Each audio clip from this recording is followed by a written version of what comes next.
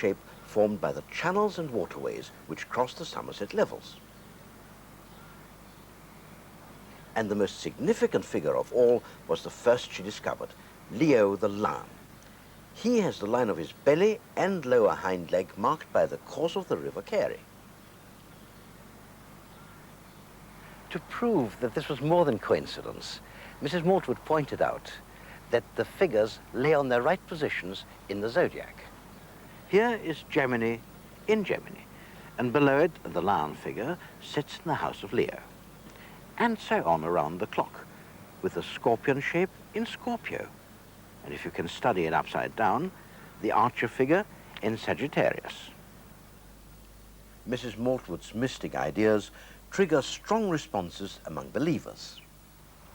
Come into Glastonbury and seeing how I and the other people who come here can interact with the landscape, can interact with these legends and find a meaning for themselves. There are no answers here, but perhaps there are ways in which we can learn to put our questions better. Believers in the existence of the zodiac have now received a fresh charge to their batteries from a very unusual story indeed. From two young researchers who seem to have been led to the zodiac and around it by an unseen guide. Andy Collins lives in Essex and is following what he calls a psychic journey. A journey which will take you from place to place, almost like stepping stones, finding confirmations, odd occurrences taking place, bizarre coincidences, which themselves will spur on the proceedings, complete with more psychic information, onward to some unknown goal. The quest began in early 1983, when Andy was visited at home by a friend experienced in receiving psychic information. Now, this friend told Andy that he'd received a psychic message connected with a place called King Weston. King Weston is a tiny hamlet 6 miles from Glastonbury. Andy and his friend Cara Louise followed up the clues given in their message, searching for a lion and a hill called Golgotha, the place of the skull in the Bible, where Christ was crucified. To Cara's surprise, she received further clues inside the church. Then, while I was kneeling there, I had a sequence of images related to solar energy, such as a solar disk, and I also saw a king with a crown sitting on a throne. And all the time, I was aware of these really vivid solar energies just pouring into the fabric of the church. First, the clue about a lion. Now, the image of a solar disk. Did they exist? 200 yards down the road from the church, Andy and Cara found them together. Which was very strange for such a small village and a perfectly ordinary small house to have this huge plaque with a solar disk on. It was as if something was pointing to the fact that King Weston was a centre for solar energies. It's such a big disc, isn't it? Andy felt he was on the right track, especially when he found that King Weston, home of the lion, lies next to the Leo lion figure in the Glastonbury zodiac.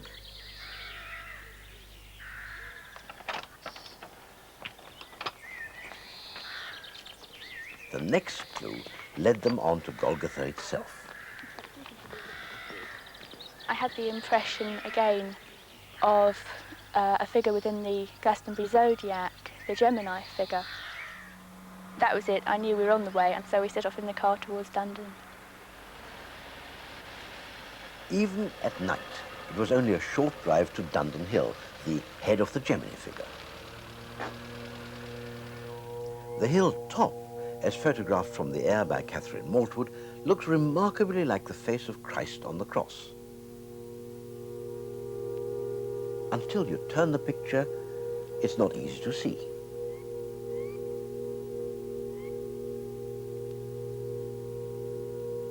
Here is the hair on the head. Next, one of the eyes is visible. And although the right-hand side of the face has been destroyed, Here are the moustache and the beard. The dead head of Christ, the place of the skull, Golgotha, and Catherine Mortwood's Gemini figure as well. Everything connects. So Andy found his Golgotha, being led from Essex to King Weston to London. After early doubts, he is now convinced the zodiac exists. And it would almost appear that the Leo lion type figure is almost the guardian to the gateway into the zodiac itself, and that once you're within it, it's almost like some sort of subtle psychic whirlwind which will take you from site to site, almost like some great Arthurian adventure, some sort of quest for the Holy Grail. And perhaps this is the answer. It's a weird and intriguing story, and if you think it's unlikely, it's worth knowing that 6 years ago, another psychic quest sent Andy and his friends to a lonely pool in Worcestershire. When Andy explored, as the psychic message directed, he found hidden there a short sword. This is the sword. A quest over hundreds of miles of England has led to its discovery. Its very existence, the existence of this sword, suggests that psychic quests can end up in success. The zodiac may seem far-fetched, but if Andy Collins was led here from Essex, maybe it exists. The days since we thought of the ancient Britons as little more than painted savages with little brains and few abilities have long since gone.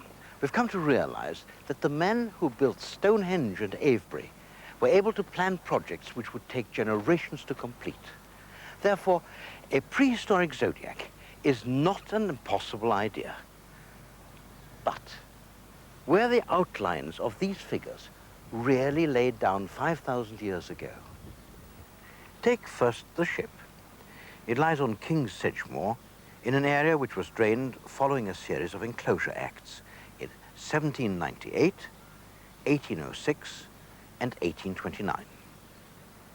The straight lines which make up the ship's outline follow the drainage ditches laid out after those acts. The keel here, and all the way round the stern, dates to after 1806.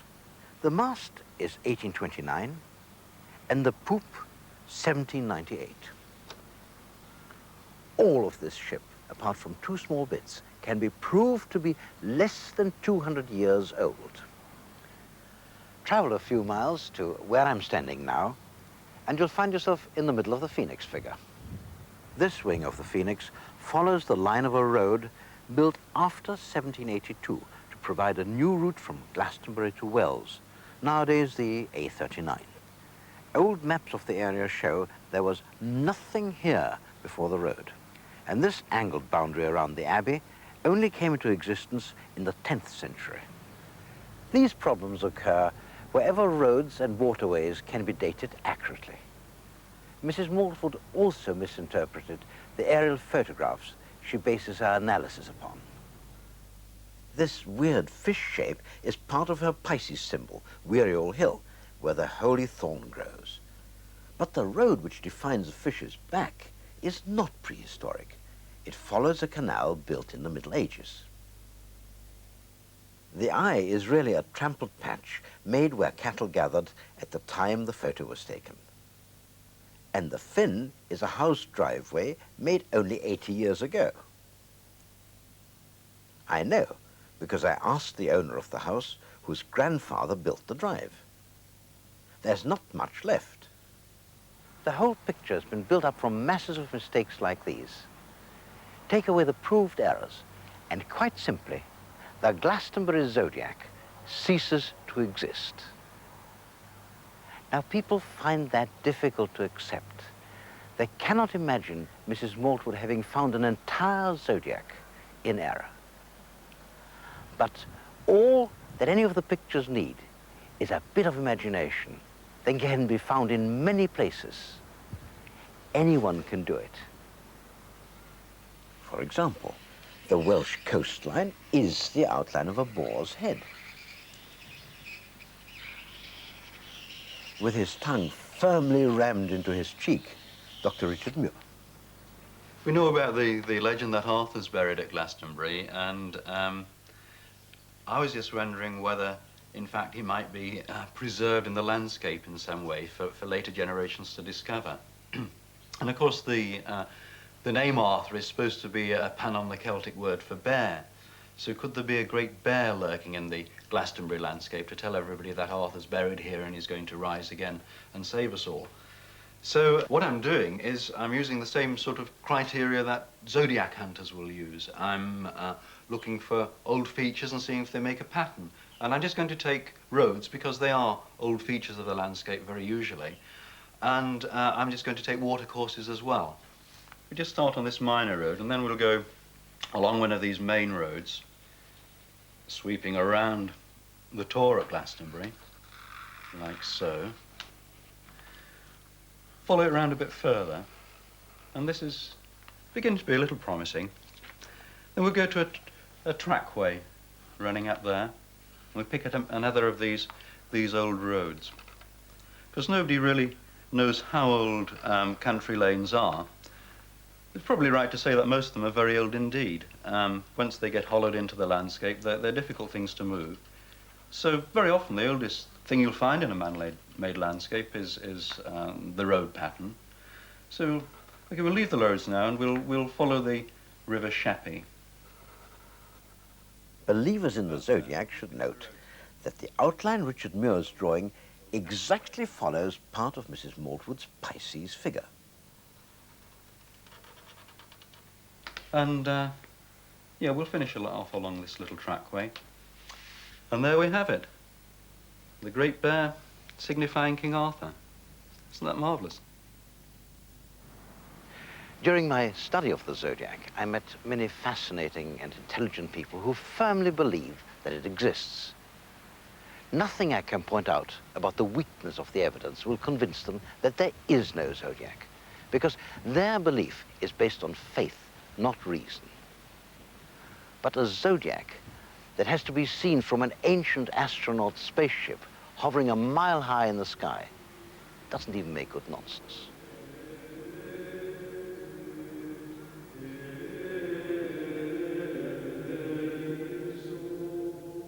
There's just one remaining Glastonbury mystery, the existence of the Holy Thorn.